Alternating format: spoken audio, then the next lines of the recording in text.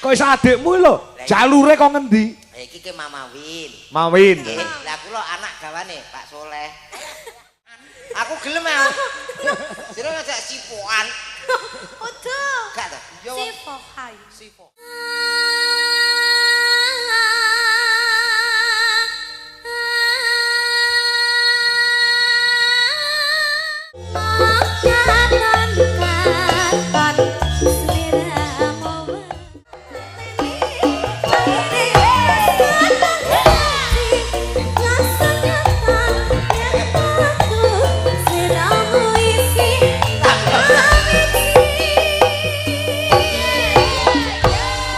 Ngapain dah?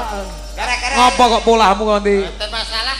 Lagu ayang-ayangnya tumbang sih. Gara-gara ayang-ayangnya penjungkel. Alhamdulillah. Nggih. Sugeng Cahayu. dalu Bapak. Sugeng dalu Cahayu. Alhamdulillah kita bisa ketemu kembali. Siap. Di Ngawi. Heeh. Dek wingi kula nggih sampun mriki, Pak. Napa nggih? Nggih. Acarane apa? Acara band. Ben. Nggih. Berarti rong bengi Di sama siang. kene. Siang. Oh. Nggih, hari pertama. Hari pertama. Hari Pak pertama. Suhadi sing nimbali yo. Inggih. Ning dalem kene. Inggih, Luar leres. biasa kaya ngono kuwi lho. Bar kirap terus kula. Wah, iya. Alhamdulillah. Kula jan remen saestu lho niki. Ah, iya. Tanggap ping kalih langsung. Lagi iki yo ngatasé kiai siji ning nanggap awakmu ping pindho ki lagi Izin. Pak Suhadi. Saking ngefene niku, Pak. Heeh, betul iya, Kula heeh. nggih heran lho niki.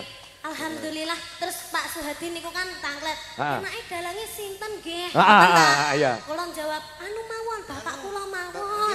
Iya. Pak Dek leng sanes. Niki bapak kula anu bapak tiri. Oh, bapak tiri toh. Bapak panggung. Bapak panggung. Heeh, ya. Bapak angkat bapak kangkot. Heeh, iya. Akhirnya jenengan. Alhamdulillah, makasih ya, Nduk. Ya pas kosong lho. Pas jenengan. kosong lah, iya. Alhamdulillah. Malah kosong terus napa Pak Soleh?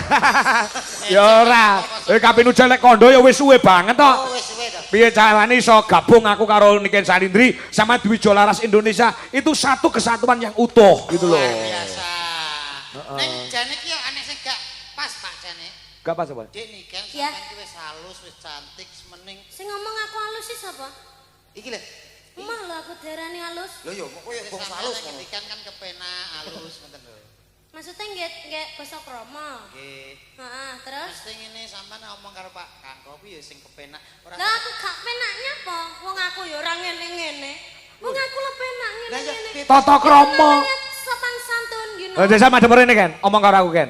Piye? Oh kan penak ngeten nggih. Penak Pak. ngeten kuwi jenenge sopan santun tata krama iya. uda negara. Lah kok aku terus ngene-ngene. Lah, iya. Kuwi lek jenenge gak sopan. Ora sopan ngomong kan sing apik kan. Ku ngene kok diseneni. Piye? Kayak mau. Lah saya ngomong piye? Kula lek nggih ngeten ampun lek ngomong nggih sopan ngeten. Ah iya, walaupun wong Kediri ning nyatane sopan santune dijaga. Nek karo wong tuwa, kali mesti omong karo ndingklu. Inggih. Ngene penak. Penak. Penak piye, Met? Kenak piye? Wis merasuk. Merasuk kok terus kowe geblak piye terusane iki? Jenditen. Siapa kok ngomong merasuk itu maksudnya apa? Iki lek cangkem iki kok. Merasuk terus aku jendet-jendet sama neng buriku terus ngomong merasuk kuwi maksudnya apa? Maksudnya ki Sampean melecehkan. Nah, Kuwi cek cah cilik lho, cek SMA lho. aja buku dolanan. Guyon, Dik. Napa niku merasuk iki maksud sampean ki perkang mengenal. isor, Dik. Dadi nenggone hati masyarakat, nenggone hatiku Langsung termasuk krawuh, Dik krawuh. sabar Dik ki apa to kok so. Jambak irunge, jambak lambene. Kuala. Aja kaya ngono, Dik. Ora Dhuwur semeter kotor lho renek lho. Dik, padahal ki adikku lho kok iso kaya ngene lho. Lah nyapa to? Iki Lah aku adikku. apa nganggep Lah sing diomongke kenyataan lho, dhuwurmu iki karo Niken kuwi dhuwur Niken lho. Dur niken, kowe ki ndek cilik, aja mlete kowe. Niken ki lho usiane pira? Isine 17. 17. Kowe piro? Aku wis papat loro. Loh, berarti kowe ketuaan. Ya ora iki sing kemplete.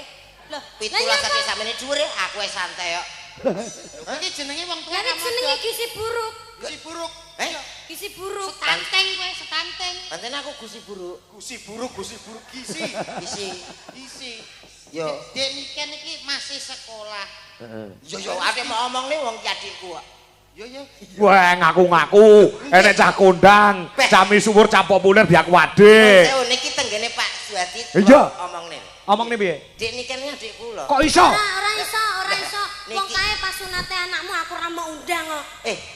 tak undang. Lah nek buktine aku teko apa gak? Gak. Lah ya. Lah iya piye kae? Iki ngono lho. Aku Kok iso adikmu lho? Jalure kok ngendi? iki ke Mama Win. Mawin. Lah kula anak gawane Pak Soleh. Alah, alah. Wah, soalnya iki jen nom wis tuwa kowe. Tuwek aku karo anak. Wong kowe lair lho aku jagong ning nggonmu kok kowe dulure kondi. Opo? Wong tuwek aku nek kowe jago Bojonegoro. Ditungakne sik. Ah, mantane. Jenenge Bapak Suhadi. Suhadi. Semoga panjang yuswanipun, Amin. keluarga besar mugi-mugi tansah pinaringan rezeki ingkang kathah barokah. Amin. Muga-muga awet leh momong anak putune. Amin. Muga-muga buat kedua temanten Mbak Yulia Mbak dan Yulia. juga Mas Rema. Rema. Semoga sakinah muadah warahmah. Amin. Semoga langgeng sampai akhir hayat hanya maut yang memisahkan. Amin. Semoga cepat diberi Ah, momongan. kuwi sing penting. Wis.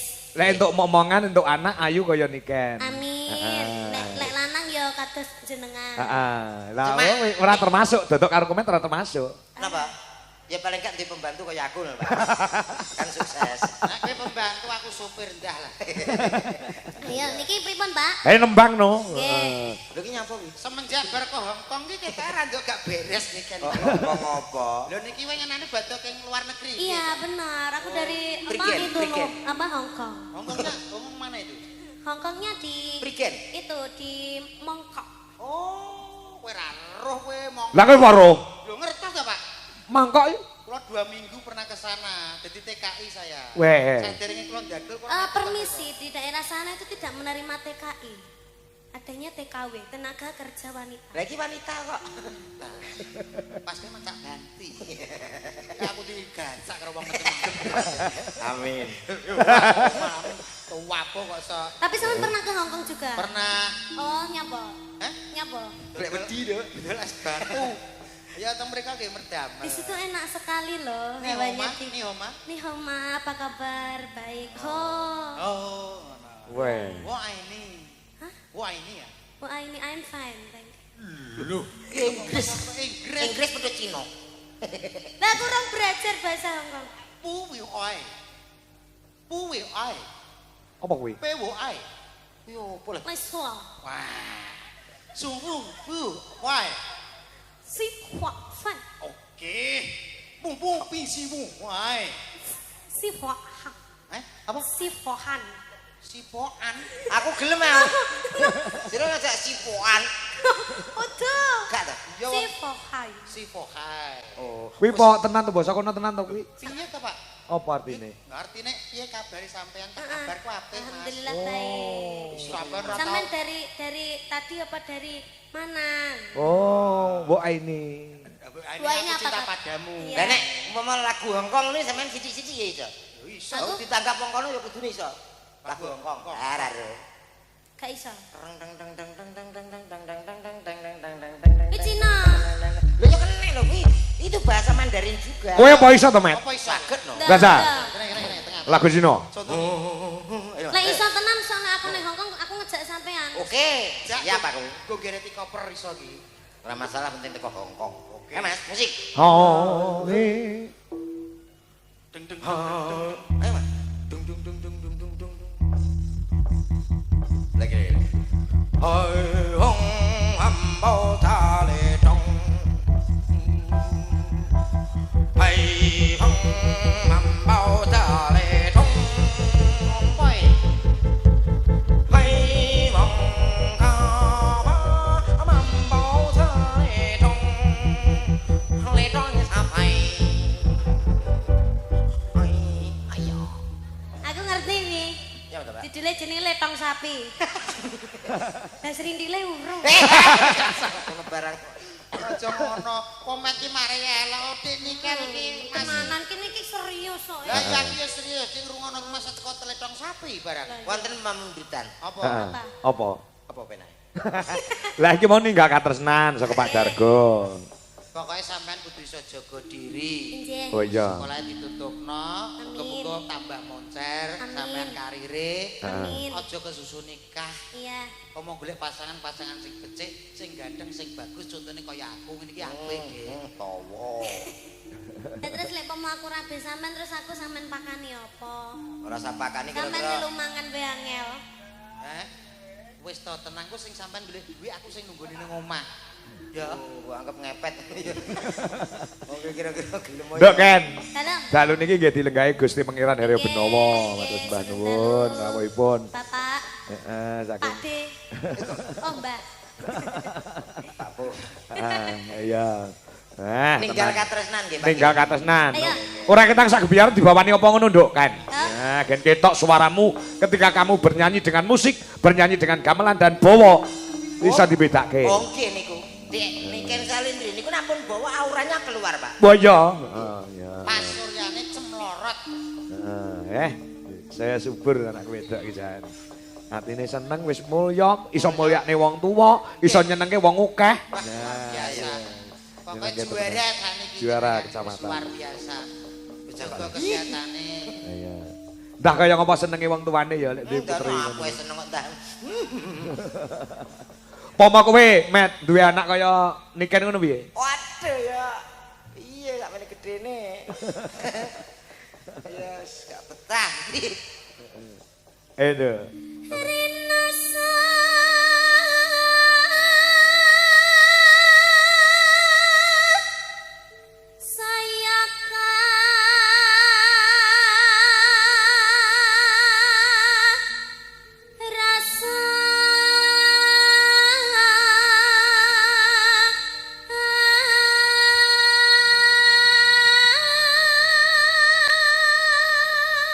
Kaya bledek suarane. Dia. Ampun kesupen, Pak. Niki juga didukung bersama Lintang Suryo Audio. Apa? Son Endi? saking pundi Iki sone Pak Dewi ya. Oh. Sing digawe. Sing duwe gawe. Gandan Pak Suwedi, terope gandane Pak Suwedi. Iya, kayak lek tuku son kok ngene brewok kono lho. Wah, luar biasa. Ya kok ora ditokne ya sone Pak Suhadi ya. Ha nggih. Didal Niku teng ajeng niku. Tung ajeng to? Nggih. Oh, luar biasa. Kenapa kok ngangge son piyambak terus piyambak, Pak? Sebabnya ngopo? Ngirit.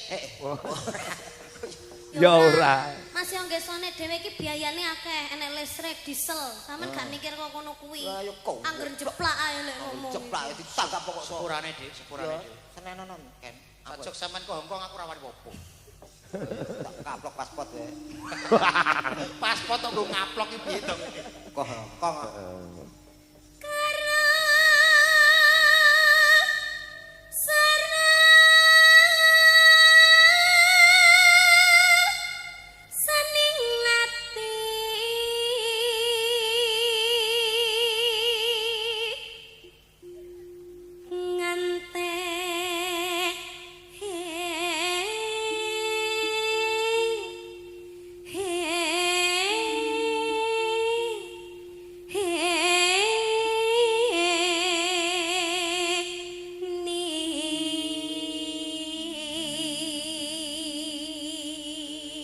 Barang niken nyuwara sakmene kae klakep dong ngrungokne kabeh. Sirep. Sirep nanjen perbawane gede. Gusti Benowo langsung wah jan luar biasa.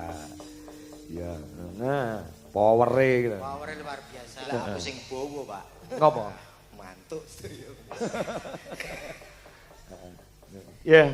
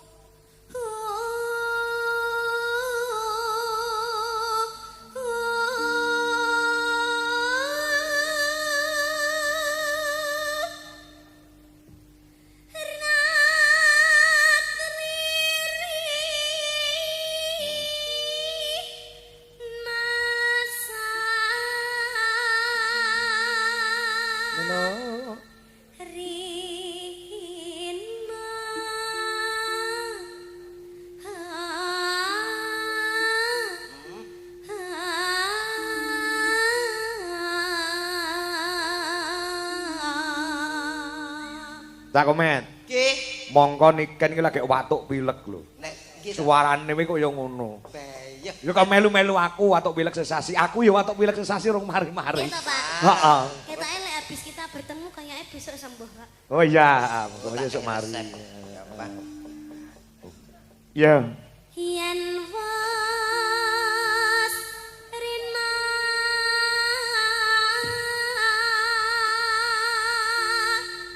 enggal ratri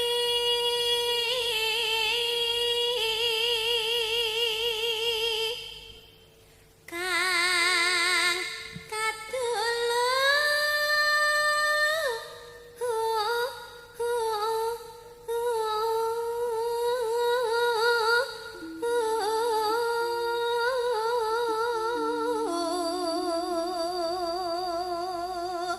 Minir. mong sliramu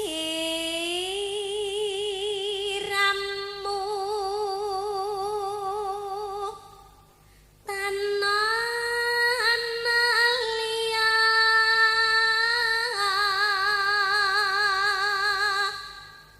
tak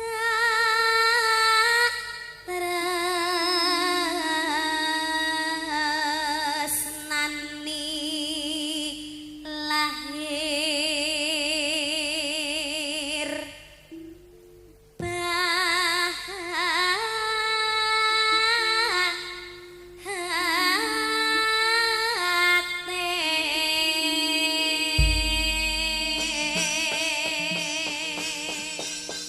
Ya. Ninggal katresnan digarap gamelan. Ha, musiknya ngebasi we. Nah, ya. Nduk niken iki suarane melengking utawa dhuwur, ngambah dhuwur, mula pilih karo gamelan timbang karo musik. Nah, musik sebagai alat pelengkap apa jenenge kuwi tontonan. Ya, heeh. Yo, coba Mas Gogo diaturke. Ninggal katresnan. Yo, kaya ngapa? Dados.